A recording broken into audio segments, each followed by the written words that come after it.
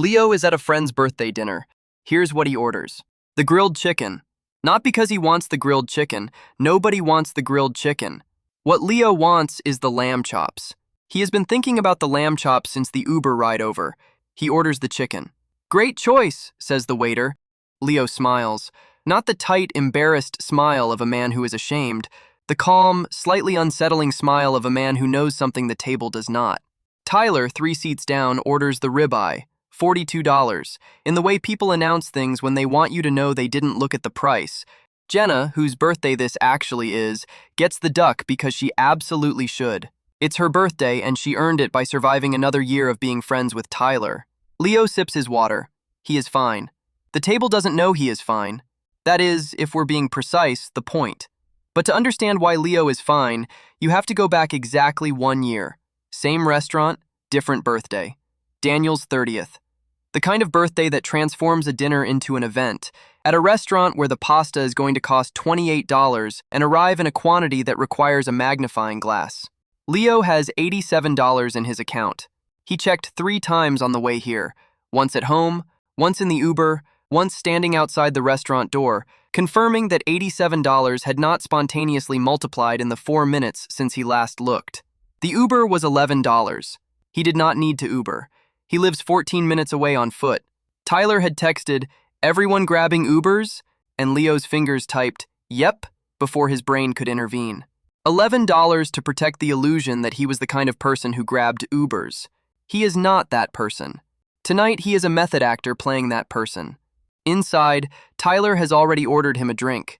"It's already here," Tyler says, sliding over something amber that costs $14 and will absolutely not be factored in when the bill arrives. Leo opens the menu. He scans the entrees. $32, $28, $34, $38. He should order the risotto at $22.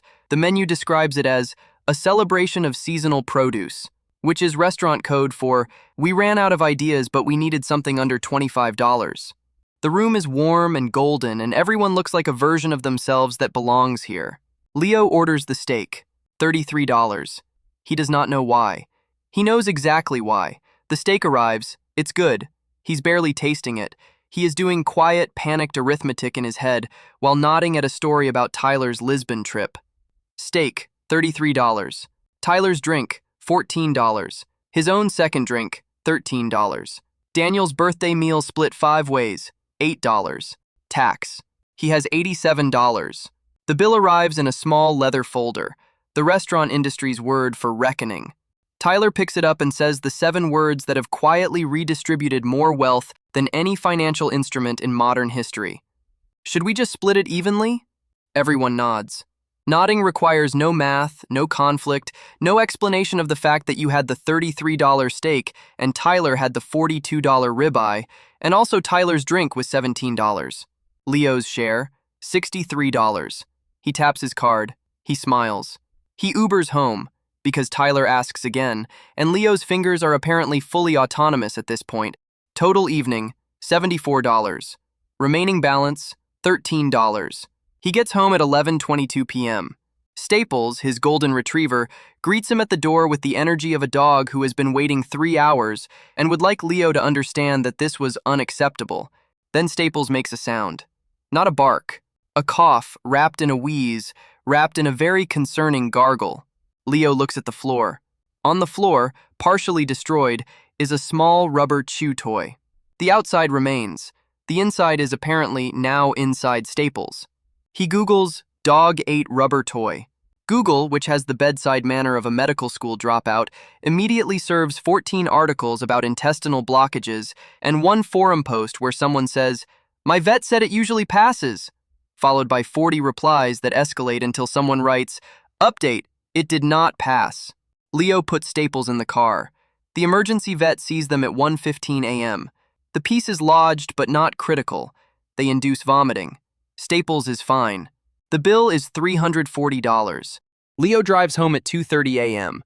Staples sleeps in the back seat, completely unbothered, having processed the evening as a fun adventure that ended with a small piece of chicken as a post-vomit reward. Leo sits in the parking garage for a moment. He is $34 from his credit card limit. He has $13 in his account. He spent $74 tonight performing a version of himself he cannot afford and came home to a dog who nearly required surgery. He opens his notes app and types very plainly, "This is stupid, I need to stop." Then, "Staples is fine, I love him, figure it out." He goes to bed. The next morning, Leo opens his banking app and looks at everything. Not just the balance, all of it. 3 months of transactions, dinners, lunches, rounds of drinks he bought because the room suggested he should. 3 let's split evenly events where he paid for ribeyes he didn't eat. A gym membership at Tyler's gym that he's visited 7 times. He adds it up. $2,340 in 1 year, spent on the performance of having fewer money problems than he has. He opens a new note and writes one number, $40. That is his new cap per social dinner, everything included. The other $200 a month goes somewhere intentional. He opens Facebook Marketplace. He finds a Brother label printer, lightly used, listed for $18 by someone named Garage King Dave. He checks eBay, same printer, $55 to $65. He messages Garage King Dave. Month 1, label printer bought for $18, sold for $58. Profit after shipping, $35. A pair of binoculars from a garage sale, $9 in, $41 out. A Bluetooth speaker with a dent that didn't affect the sound, purchased from a man named Terry who assured Leo 3 times that, "It's just cosmetic, I swear." $15 in, $38 out. Month 1 net profit, $107. Tyler, at this exact moment, is posting a photo from a rooftop bar. 34 likes. He is holding an $18 drink. Leo is at his kitchen table at 9 p.m., wrapping a Polaroid in bubble wrap. The gap between what these 2 images look like is enormous. The gap between what they are is narrowing. Month 3 net profit, $280. He has learned which categories move fast: tools, cameras, small branded electronics. He caps buy-in at $30, only buys what sells within 2 weeks, 4 hours a week, total. He also has a spreadsheet now. He named it the operation. This is either a sign of discipline or a cry for help, and he has made peace with not knowing which. 11 months later. Leo is at his desk eating a sandwich from home. It costs $2.40 to make. It is a good sandwich. He opens the operation. Month 11 net profit, $420. Total across 11 months, $3,190. It sits in a separate account called the pile. It is not borrowed. It is his. He is, sitting at his desk on a Wednesday, completely at peace. The quiet peace of a man who knows what his money is doing and has stopped dreading the act of looking at it. Which brings us back to tonight. The bill arrives in its leather folder. Tyler picks it up. "Should we just—" "Actually," Leo says, "I had the chicken and a water. I'll put in my amount separately." Then Daniel says, "Yeah, same. Priya, let's do individual." Tyler looks briefly uncertain, a rare expression, and says, "Oh, totally, sure." Leo puts in $38, tip included, under his cap. He does not feel shame. He feels like he has completed a small, successful operation. Later, Tyler finds him by the door. "You seem different lately, less stressed. Did you get a raise?" Leo thinks for a moment. "No raise," he says. "I just stopped caring what the table thinks about my order." "Huh," says Tyler. "Yep," says Leo. "That's the whole explanation. No vision board, no 18-step routine, just stop performing being fine, start actually becoming fine. Find the gap. Show up at thrift stores at 7:45 a.m. Learn to love the grilled chicken."